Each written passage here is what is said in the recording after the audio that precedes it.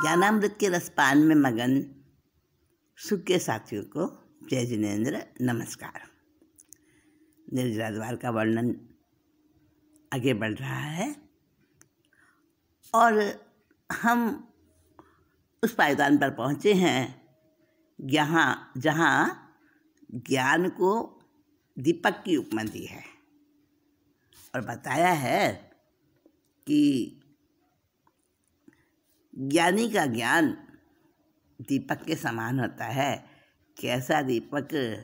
जिसके अंदर कोई मल नहीं होता मोह का, वो सुमति का प्रकाश करता है, मोह के अंधेरे को दूर करता है और सुमति का प्रकाश करता है। अब उस ज्ञान रूपी दीपक की और प्रशंसा की है। कैसे? उसके और लक्षण बताए हैं और उसके ज्ञान रूपी दीपक के और गुण बताए हैं। अब वो क्या क्या गुण हैं हम सुनते हैं। जामे धूम को न लेस, वात को न परवेश, करम पतंगिनी को नाश करे पल में, दशा को न भोग न स्नेह को संजोग, जामे मोह अंधकार को वियोग जाके थल में, जामे न तताई नहीं राग रखताई रंच, लह लह समता समाधि जोग जल में, ऐसो ज्ञान दीपक की शिखा जगी बाब, ऐसी ज्ञान दीप की शिखा जगी अभंग रूप, निराकार पूरी पे दूरी है पुद गल में। कैसी प्रशंसा करी है। कैसा है वो ज्ञान रूपी दीपक? जामे धूम को न लेस, उसमें धुआं नहीं है। होता ये है कि दीपक जब जलता है तो उसमें धुआं भी रहता है, लेकिन इस ज्ञान रूपी दीपक में मिथ्यात्व रूपी धुआं है ही नहीं। वात को न परवेश, और दीपक जलता है तो उसको हवा से खतरा रहता है, हवा बुझा देती है। लेकिन इस ज्ञान रूपी दीपक में हवा का तो प्रवेश ही नहीं है, हवा से नहीं घबराता ये, जा ही नहीं सकती उसके अंदर हवा। करम पतंगिनी को नाश करे पल में, और जब दीपक जलता है तो पतंगे भी आते हैं, करम रूपी पतंगे आते हैं इस दीपक के आसपास, लेकिन वो पतंगे इस दीपक के पास आते ही नष्ट हो जाते हैं, अर्थात कर्म बंधन नहीं होता। दशा को न भोग न स्नेह को संजोग, जामे, जामे माने जिसमें, जिस दीपक में चाहे साता का उदय आए चाहे असाता का उदय आए, चाहे स्पृष्ट कर्म उदय में आए चाहे बद्ध कर्म उदय में आए, चाहे निधत्त कर्म उदय में आए चाहे निकाचित कर्म उदय में आए, कैसी भी कर्म की दशा हो उसको भोगता नहीं है ये ज्ञान रूपी दीपक। न स्नेह को संजोग, और दीपक में तो तेल चाहिए भाई, उसी से जलता है, लेकिन इस ज्ञान रूपी दीपक में तो तेल है ही नहीं, स्नेह रहित जलता है ये, स्नेह का संयोग ही नहीं है इसके अंदर। मोह अंधकार को वियोग जाके थल में, और कहते हैं दीपक तले अंधेरा। सब में तो प्रकाश करता है दीपक, लेकिन खुद के नीचे अंधेरा रहता है दीपक के नीचे। लेकिन ये दीपक तो बड़ा विचित्र है, इसके नीचे का जो धरातल है मोह अंधकार है ही नहीं वहाँ पे। जामे न तताई, तताई माने गर्माहट, तप्त, तपन, उसमें गर्माहट तपन है ही नहीं। नहीं राग रखताई, रंच, रंच माने लेश मात्र भी, थोड़ी सी भी, उसमें ना तो उसके अंदर गर्मी, किसकी गर्मी?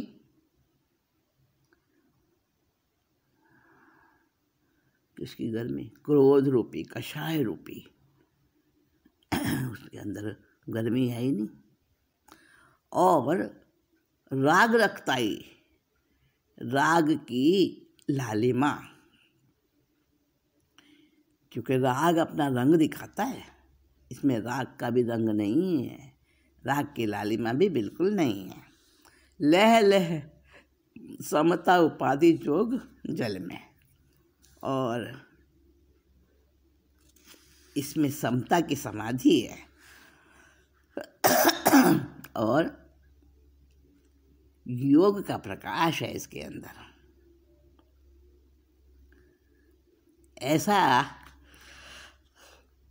ऐसा ये ज्ञान का दीपक है। और इसकी जो लौ है ना, शिखा, वो अभंग है, उसमें भंग नहीं होता, खंडित नहीं होती, निराधार फूली, और वो बिना आधार के ही जलती रहती है। दीपक का आधार क्या है? तेल होता है। और ज्योति का आधार होता है दीपक। दीपक नहीं जलता, उसकी ज्योति जलती है। और ज्योति का आधार दीपक होता है, कोई पात्र होता है। जैसे आत्मा हमें कहीं भी नहीं दिखाई देती संसार के अंदर, लेकिन वो आत्मा पुद्गल के साथ ही मिलकर हमें प्राप्त होती है संसार में। संसारी जीवों में जहाँ अजीब पुद्गल के साथ में जुड़ी हुई है आत्मा, और शुद्ध आत्मा नहीं मिलती, आत्मद्रव्य देखने को नहीं मिलता, क्योंकि वो आरोपी अमूर्त है। तो जैसे आत्मा को पुद्गल का आधार चाहिए, पात्र चाहिए, वैसे ही ज्योति को भी कोई ना कोई पात्र चाहिए। ज्योति एक एनर्जी है, और एनर्जी अकेले बिना पात्र के नज़र नहीं आती है, पात्र मिलता है तभी नज़र आती है। इसीलिए तो भ्रम हो गया कि प्रकाश को पुद्गल कह दिया, क्योंकि पुद्गल से निकलता हुआ दिखता है, पर पुद्गल नहीं है प्रकाश। समझ लेना इस बात को। पुद्गल के तो वो पुद्गल के द्वारा तो निकलता है, हमें नज़र आता है, क्योंकि बिना पुद्गल के आधार के प्रकाश कैसे अपना दिखाएगा। आत्मा का लक्षण जो भी है, गति है, और आत्मा चैतन्य है, तो चैतन्य का लक्षण बिना पुद्गल के आधार के नहीं नजर आता। ऐसे ही ज्योति अपने आप में निराधार है, परंतु निराधार फुरी पे दूरी है पुद्गल में। दूरी माने छिपी हुई है, पुद्गल में छिपी हुई है वो। जैसे आत्मा छिपी हुई है, वैसे ही प्रकाश, उसकी लौ, उसकी ज्योति जो है ना, वो पुद्गल में छिपी हुई है। ज्ञान की कितनी गहरी परिभाषा दी है ज्ञान रूपी दीप की। अब आगे बता रहे हैं निर्मलता कैसी है उसमें।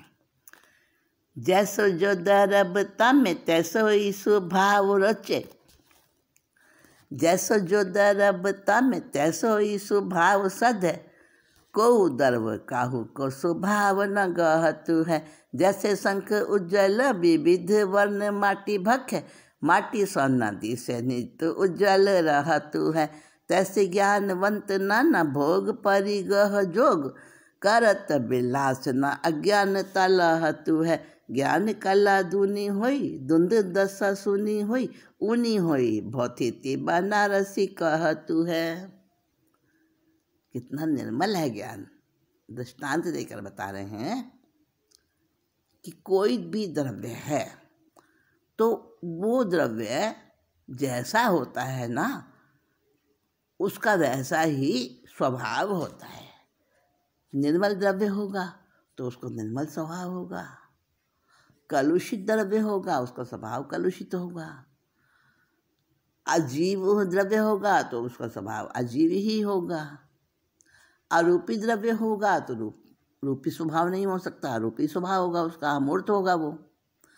तो जैसा जो द्रव्य होगा उसमें तामे माने उसमें तैसो ही यानी वैसा ही स्वभाव उसमें सधता है। को द्रव काहू का स्वभाव न ग्रहतो है। एक द्रव्य दूसरे द्रव्य का स्वभाव ग्रहण नहीं करता, कभी नहीं करता, 3 काल में नहीं करता। कैसे? उदाहरण दे रहे हैं, इसी बात को सिद्ध कर रहे हैं बनारसीदास जी।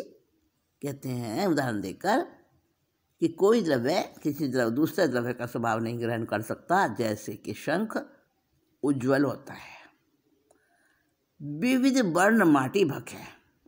शंख एक बेइंद्रिय जीव होता है, तो ऊपर का जो उसका खोल होता है ना, वो तो उसका शरीर है और उसके अंदर रहने वाला जीव है शंख। तो वो शंख बड़ा उज्ज्वल दिखाई देता है, लेकिन खाता क्या है वो? आहार क्या करता है? तरह तरह के रंग बिरंगी 5 रंग की मिट्टी होती है, पता है आपको? काली, पीली, नीली, लाल और सफ़ेद, 5 वर्ण की मिट्टी को खाता है वो। माटी सोनादी से, पर वो जैसे रंग बिरंगी मिट्टी खाता है ना, वैसा उसका खुद का रंग नहीं होता, तो उज्ज्वल ही होता है। मिट्टी का रंग उस पर नहीं चढ़ता। माटी सोनादी से जैसी मिट्टी खाता है उस रंग का नहीं दिखता, नहीं तो उज्ज्वल रहा तो है, हमेशा वो उज्ज्वल ही रहता है। उदाहरण दिया है शंख का।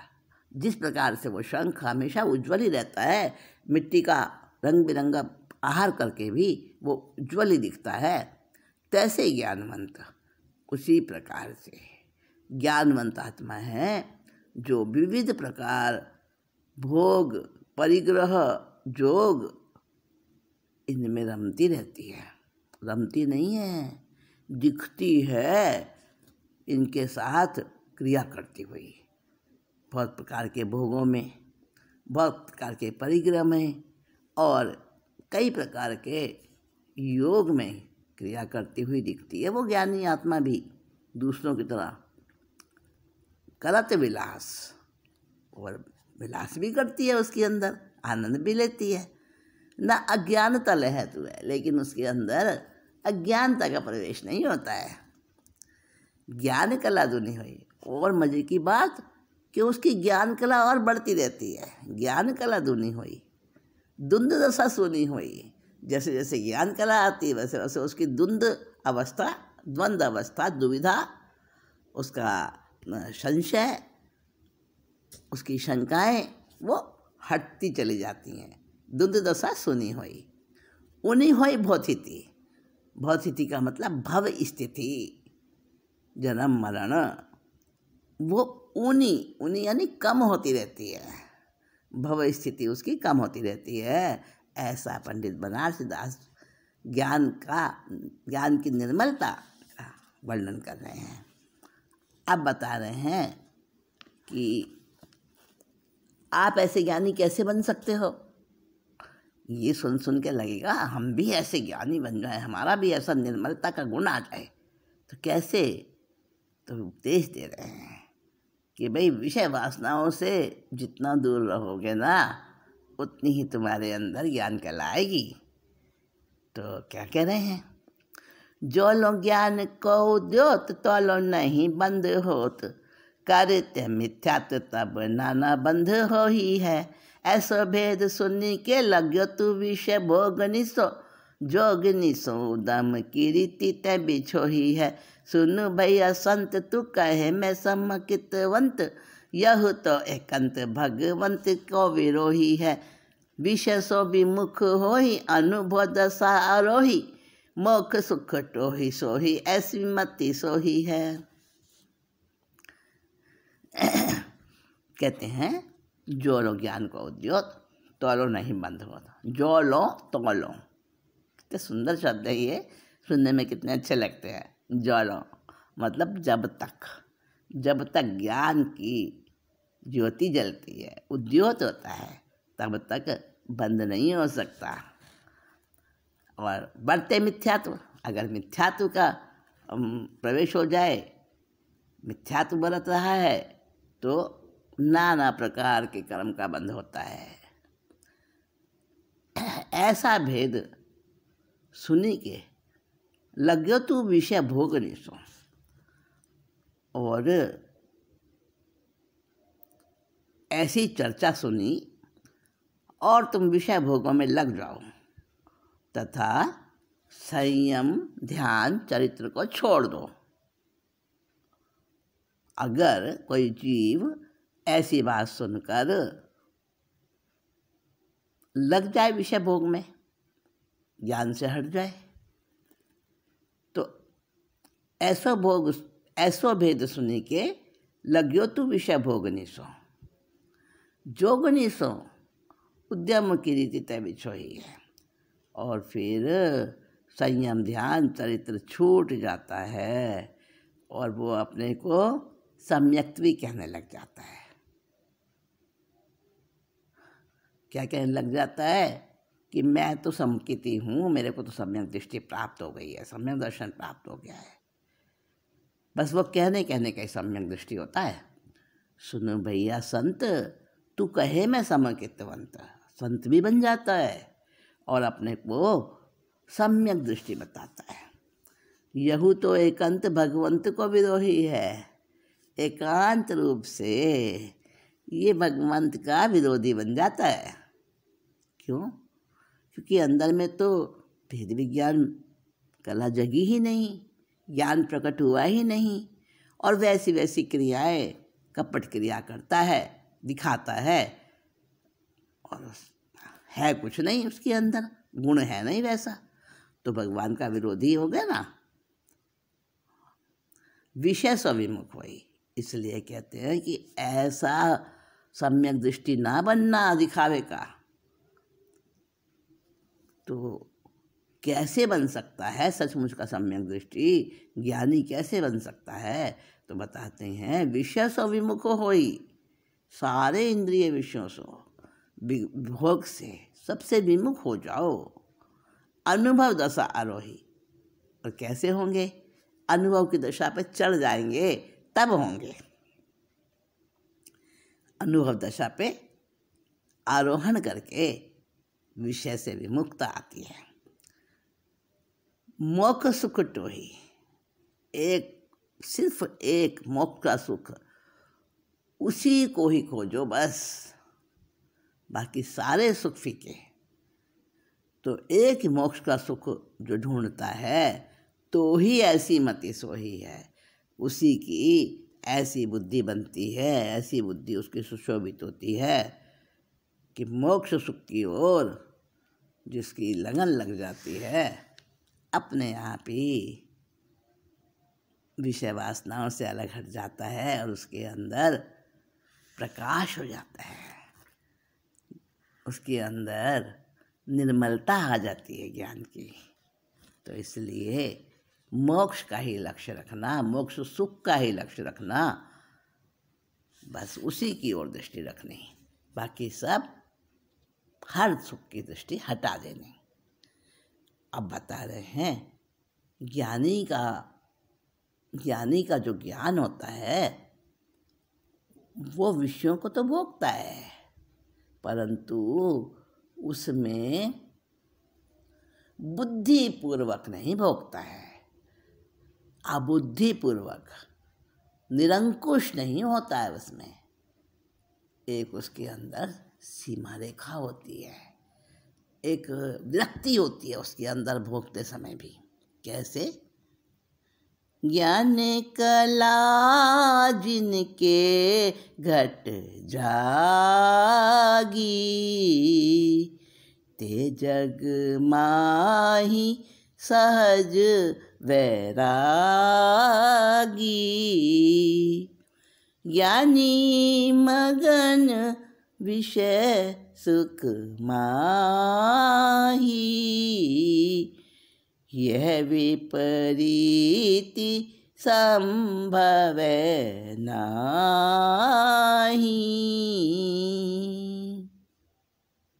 ये बता रहे हैं पंडित बनारसी दास कि जिनके घट में, जिनके अंदर में ज्ञान कला प्रकट हो जाती है, सब में ज्ञान की किरण प्रकाशित हो जाती है, वो जग के अंदर सहज ही वैरागी हो जाते हैं।